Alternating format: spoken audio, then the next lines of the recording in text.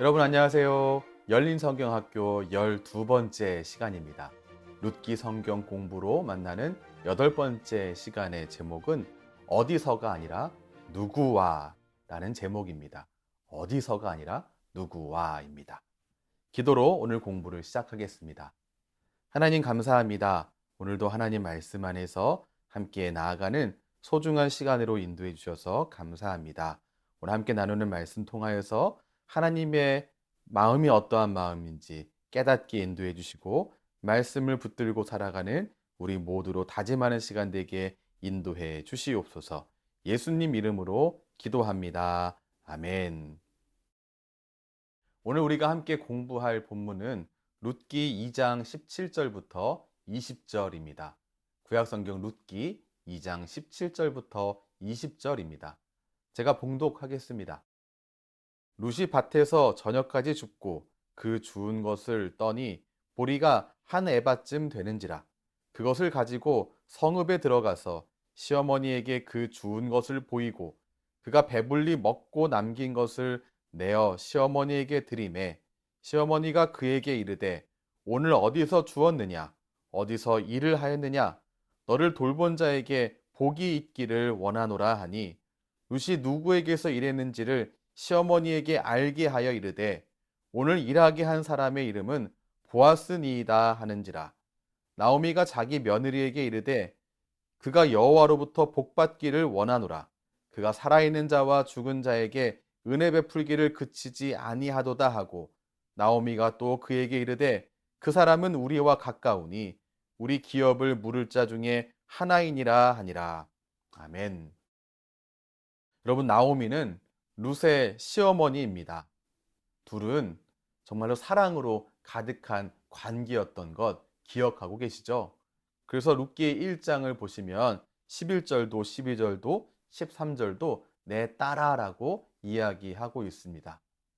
다시 이들이 모압 땅을 떠나서 베들레헴으로 돌아온 다음에도 나오미는 룻을 내 딸아라고 부르고 있습니다. 2장 2절도 그렇고 2장 22절도 그렇고 그렇게 내 딸아라며 말하면서 룻을 부르고 있습니다. 이렇게 사랑으로 가득한 관계였기 때문에 이삭 죽기로 룻을 보낸 다음 그가 보냈을 나오미가 보냈을 이 하루는 엉망이었을 것이 분명합니다. 물론 우리는 룻이 이삭을 주우러 나간 다음에 생긴 이 놀라운 일을 알고 있기 때문에 우리는 이미 걱정하지 않고 있죠. 하지만 나오미는 그 사실을 전혀 몰랐습니다. 나오미는 룻에게 일어났을지도 어쩌면 이미 일어났을지도 모르는 일에 대해서 불안해하고 있었고요. 불안감 때문에 우울했을 것이고 이런 상황들로 인해서 계속해서 아마 한숨이 나왔을 것입니다. 언제까지 그랬을까요? 룻이 돌아와서 룻의 안전함을 확인하기 전까지는 계속 한숨을 쉬며 걱정하며 불안했을 것이 분명합니다. 반면 집으로 돌아오는 룻의 표정은 어땠을까요? 저는 분명히 밝았을 거라고 생각합니다. 왜 우리 자녀들, 아니 우리들의 그 경험에서 학교에서 되게 좋은 일이 있었다라고 하면 집으로 가는 발걸음이 되게 가볍지 않습니까? 콧노래도 나오고요. 집에 가자마자 엄마 하고 뛰어가면서 오늘 무슨 일이 있었는지 알아! 이렇게 말하는 것처럼. 근데 그 이후에 자녀를 키우고 아이가 조금 자라고 나서는 아이의 그 표정을 보면 내 아이가 오늘 하루 학교에서 어땠을지 짐작이 가곤 하더라고요. 나오미도 분명히 그랬을 것입니다. 룻의 얼굴을 봤을 때, 아, 룻에게 오늘 좋은 일이 있었구나라고 짐작했을 것입니다. 안전했구나라고 하는 것도 분명히 알 수 있었을 겁니다. 룻기 2장 18절 말씀 보시면 성읍에 들어가서 시어머니에게 그 주운 것을 보이고 그가 배불리 먹고 남긴 것을 내어 시어머니에게 드리매라고 말씀하고 있습니다. 기분 좋은 아이가 마치 자신의 성과를 모두 꺼내서 자랑하듯이 룻은 나오미에게 그의 수확의 전부를 꺼내서 보내고 보여주고 있습니다. 더구나 가지고 온 그 양이 예사로운 양이 아니었습니다. 근데 이 18절 말씀을 잘못 읽으면 룻이 마치 주워 온 것을 다 보여주고 난 다음에는 다 먹고 남은 것을 나오미에게 준 것처럼 읽을 수 있습니다만 18절 말씀은 그런 내용이 아닙니다. 룻은 나오미에게 주어 온 것과 더불어서 남긴 것 모두를 다 전달했습니다. 주운 것은 2장 17절에 나와 있는 것처럼 이삭 죽기를 하면서 주순 것들입니다. 17절 보면 주운 것을 떠니 한 에바쯤 되었다라고 말하고 있습니다. 남긴 것은 보아스의 식탁에서 먹고 남은 것을 말합니다. 2장 14절에 나와 있죠. 그가 볶은 곡식을 주매 룻이 배불리 먹고 남았더라라고 말씀하고 있습니다. 룻은 자기가 가져온 모든 것, 곧 곡식 한 에바와 먹고 남긴 곡식 이 모두까지 다 나오미에게 내어 놓았습니다. 한 에바라고 하는 이 양이 우리에게는 어느 정도 양인지 잘 감이 잡히지 않아서 이게 별로 큰 감동이 없는 것 같습니다. 이 양은 당시 품삯보다 월등히 많은 양이었습니다. 성경에 보면 한 에바가 나오는 부분이 하나 있는데요. 사무엘상 17장 17절입니다. 이새가 그의 아들 다윗에게 이르되 지금 내 형들을 위하여 이 볶은 곡식 한 에바와 이 떡 10덩이를 가지고 진영으로 속히 가서 내 형들에게 주고. 이새의 3명의 아들이 전쟁에 나갔고 다윗은 그의 아버지의 명에 의해서 형들을 면회하기 위해서 찾아갔는데요. 그때 가지고 갔던 음식 중 하나가 볶은 곡식 한 에바입니다. 이 곡식 한 에바라고 하는 이 양은 3명의 청년이 먹기에 충분한 양이었다 우리 생각해 볼 수 있습니다. 결코 작은 양이 아닙니다. 이 한 에바라고 하는 양을 지금의 이 도량형으로 환산해 보면 약 22리터 정도 됩니다. 먹는 물, 생수 아시죠? 그 2리터들이 생수로 보게 되면 11개에 해당하는 양입니다. 보통 6개가 한 묶음으로 팔잖아요. 그거 한 2개, 양쪽에 하나씩 들었다. 이런 정도의 양이다, 분량이다 생각하시면 거의 맞습니다. 또 하나는 쌀로 한번 표현해 볼까요? 쌀 20kg짜리 한 포대. 그런 정도의 양과 부피입니다. 20kg 한 포대를 충분하게 넘고 거기다가 현미 한 2kg 정도 이렇게 생각하시면 될 것 같습니다. 룻은 마음 가득 기쁨 그리고 더불어서 양손 무겁게 해서 집에 도착한 것입니다. 안전과 더불어서 큰 수확을 가지고 집으로 돌아왔습니다.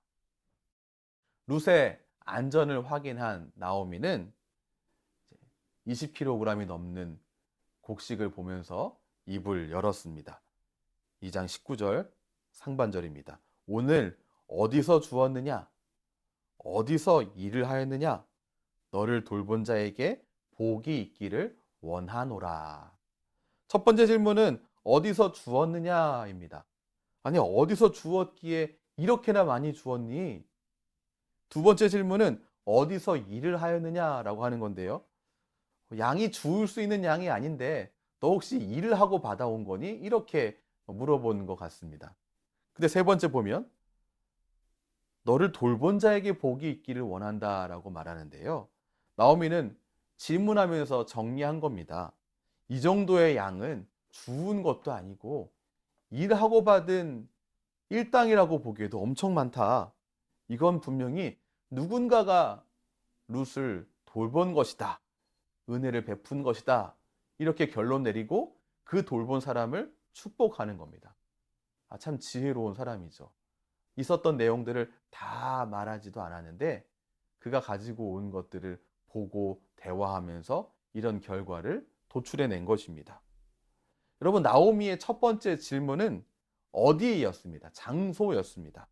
그러나 질문을 하던 중에 이건 장소의 결과가 아니라 사람에 관한 것이다 라는 것을 알게 되었습니다. 은혜 베푼 사람이 있었다라고 한 사실을 알아챈 것입니다. 룻이 이어서 대답합니다. 오늘 일하게 한 사람의 이름은 보아스입니다.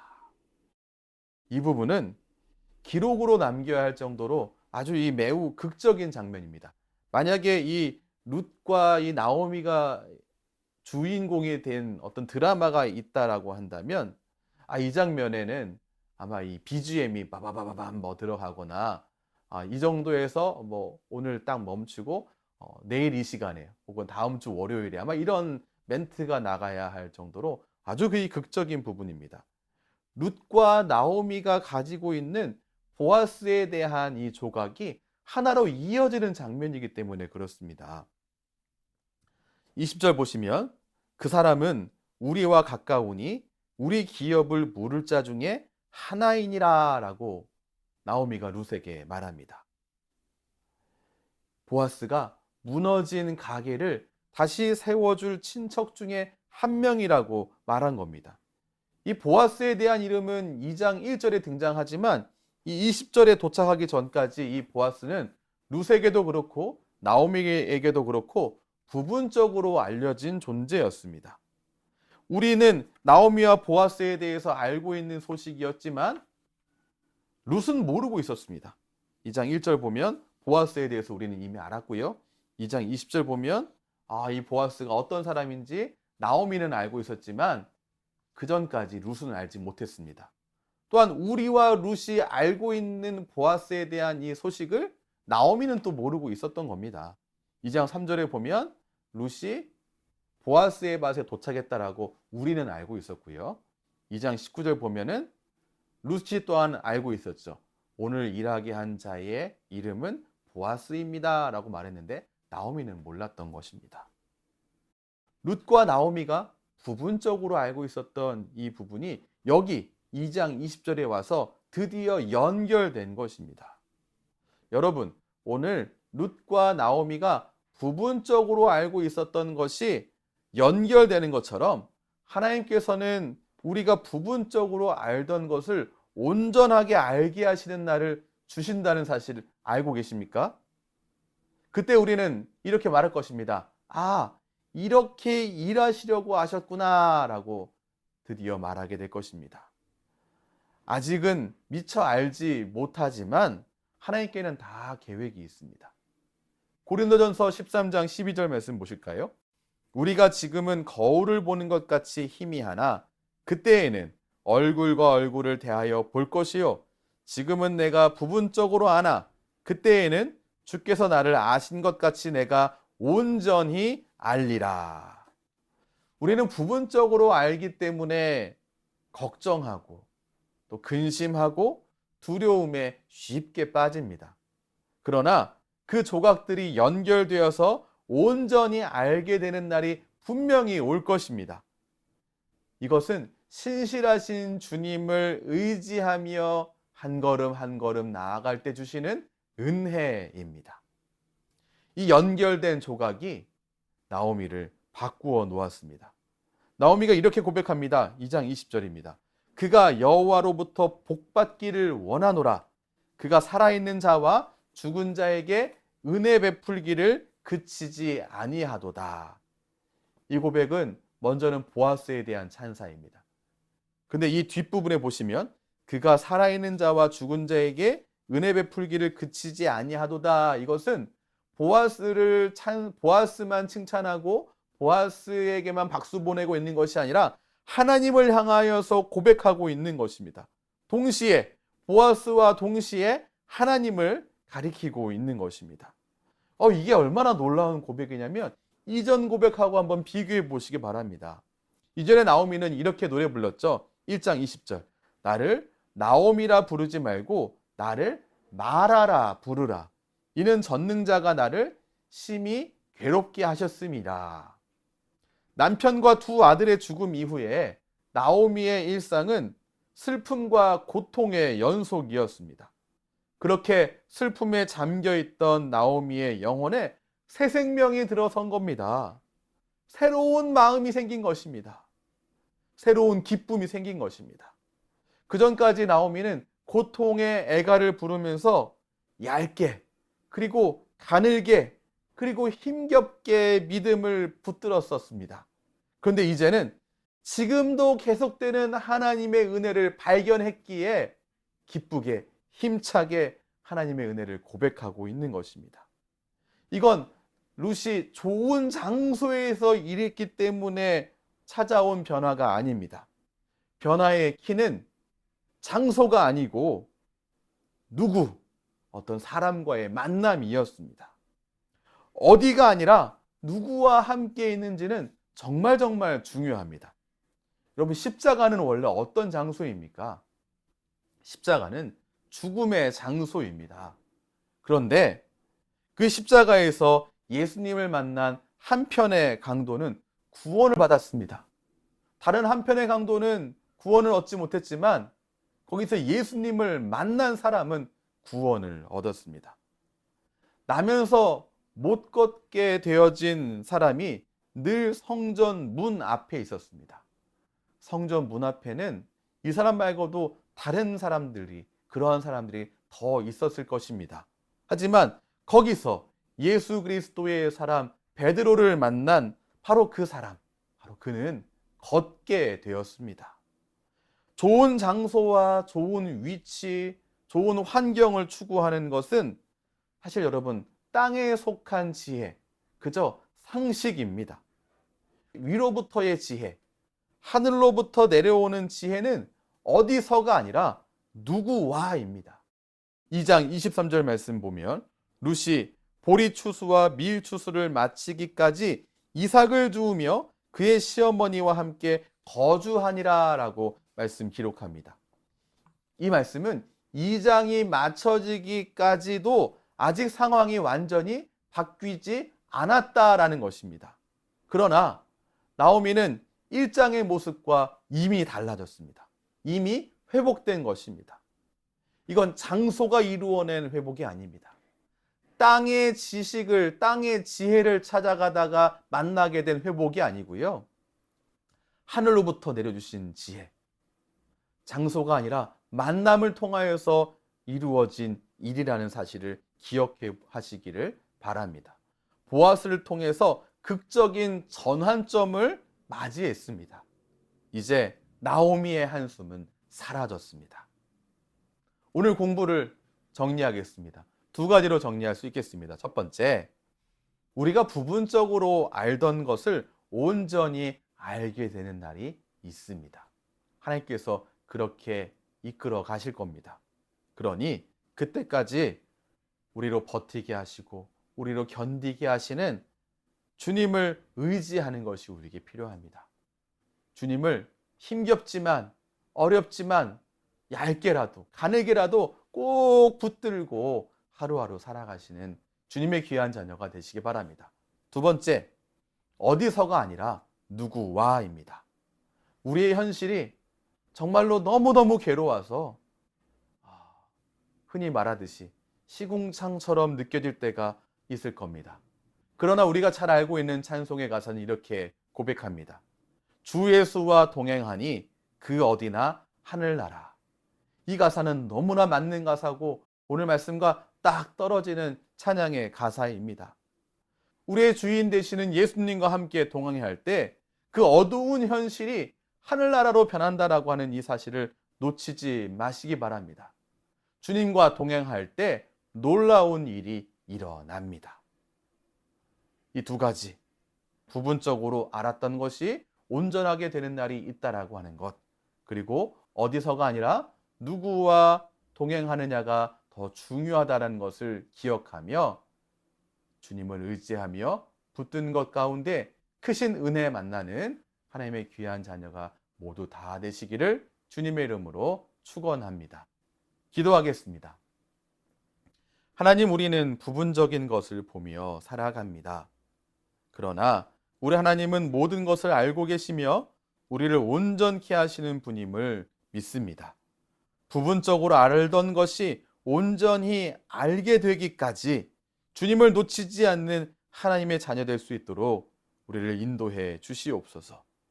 세상은 좋은 입지 조건과 환경이 중요하다고 말하지만 오늘 말씀은 어디서가 아니라 누구와라고 말하고 있는 이 사실을 보았습니다. 그렇습니다, 주님. 참으로 주인 되신 예수님과 동행하는 그곳은 그 어디나 하늘나라임을 믿습니다. 지금의 환경에 좌절하거나 힘 잃지 않고 주님 바라보며 주님과 동행하기를 원합니다. 연약한 믿음으로 주님께 나아가오니 우리를 붙잡아 주시옵소서. 함께 동행하는 은혜를 영원히 우리들에게 허락해 주시옵소서. 예수님 이름으로 기도합니다. 아멘. 우리 주 예수 그리스도의 크신 은혜와 하나님 아버지의 사랑과 성령 하나님의 인도하심이 이 한 주도 하나님의 자녀들에게 충만하게 넘치시길 축원하옵나이다. 아멘. 여러분, 오늘도 열린 성경학교와 함께 해주셔서 감사합니다. 다음 주부터는 우리 현동호 목사님이 열린 성경학교를 인도해 주실 겁니다. 룻기의 성경 공부에 남아있는 이 부분은 하반기에 이어서 나누도록 하겠습니다. 이 한 주도 건강하시고 또 승리하시기 바랍니다. 지금까지 박민아 목사였습니다.